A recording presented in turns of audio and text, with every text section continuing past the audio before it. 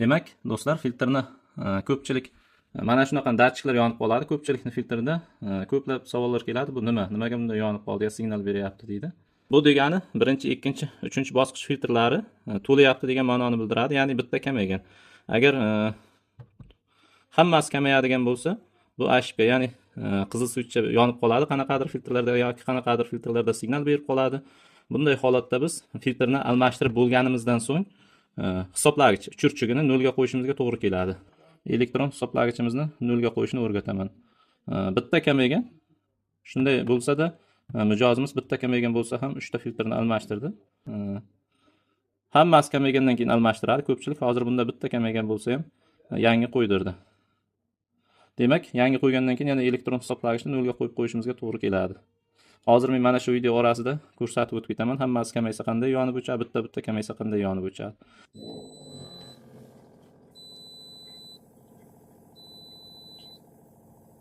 Assalomu alaykum, Bektosh tuzimisiz? Filtr mana shunaqa bo'lib qoldi aka. Bu qanchaga yaraydi bu? Suv chiqyaptimi? Ishlayaptimi yo'q shotki? O'shani bir sizga endi tashlayapman videosini. Do'stlar, ushbu mijozimizning fikrini eshitdingiz. Filtrlarimiz mana shu holatda to'lgan bo'lsa-da, yaxshi ishlayotganini aytayapti mijozimiz. Lekin ushbu mijozimizga biz filtrni almashtirishni tavsiya berdik. Sababi filtrlari to'lgan vaqtida filtrlarni almashtirsa yaxshi bo'ladi albatta. Videoda ko'rayotgan bo'lsalaringiz, chap tarafdan birinchi va ikkinchi qatorlar umuman qolmagan, ya'ni PP, Sibir qatorlari to'lgan. Birinchi, ikkinchi, uchinchi bosqich filtrlari to'lgan. Qolganlari esa bittadan qolgan mana. Qolganlarini almashtirish shart emas, lekin 3 ta filtrni almashtirish kerak deyapti. Mana shu holatda bo'ladi. Umuman agar donachalari qolmasa, zaryadnikga o'xshagan do'stlar. Mana shu holatda hozir almashtirib bo'lgandan keyin elektron tabloli hisoblagichni nolga qo'yishni hozir o'rgataman endi sizlarga. PP Sibir degani, bu degani yuqorisidagi 3 ta filtr to'layapti degani. Ya'ni bitta kamaydimi, demak qanchadir foizi to'lgan. Demak, almashtirdik, nolga qo'yamiz. Agar ro yonib o'chadigan bo'lsa, membranasi to'lgan hisoblanadi. S2 ichidagi 3 ta T30 filtr to'lganini bildiradi. Hozir PP va Sibirni almashtirdik, yuqorisidagi 3 ta filtrni va hisoblagichni almashtirdik deb nolga qo'yib qo'yamiz. Buning uchun reset tugmasini bosib turamiz.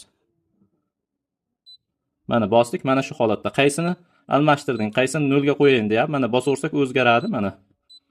Demak, PP ni almashtirdik biz. PP ni ustiga olib borib buni, mana PP ni ustiga keldi. Yana reset tugmasini bosib turamiz. Demak, Sibirda ham mana tezda bajarishimiz kerak buni. Chunki yana mana shu holatga o'tib qoladi. Mana PP almashtirildi deyapti. Endi Sibirni nolga qo'yamiz.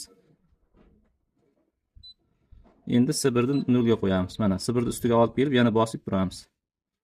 Tezroq bajarishimiz kerak. Mana nolga tushdi. Bo'ldi, kutib turamiz endi. Bo'ldi mana.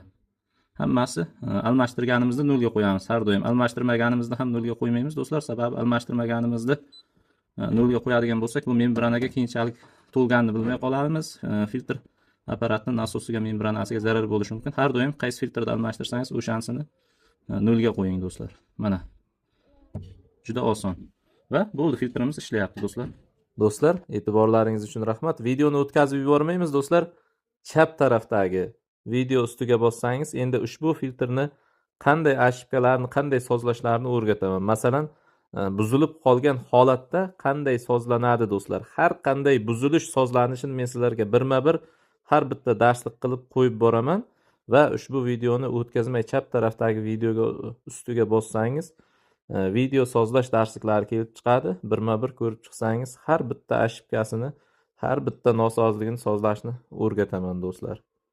Va ushbu filtrni sozlashlarini ham yakunlab bo'lgach, keyin boshqa filtrlarimizga o'tamiz. Xuddi shunday davom ettirib ketaveramiz. Mijozlar uchun oson bo'lishi uchun ba'zi mijozlar ustaga pul bera olmasligi mumkin. Ana shu holatda ushbu videolarni ko'rib bemalol o'zi sozlashi mumkin. Batafsil tushuntirib beramiz do'stlar. E'tiborlaringiz uchun rahmat. Kanalimizga obuna bo'lib qo'ying. Videolarimiz sizlar uchun foydali bo'ldi degan umiddamiz.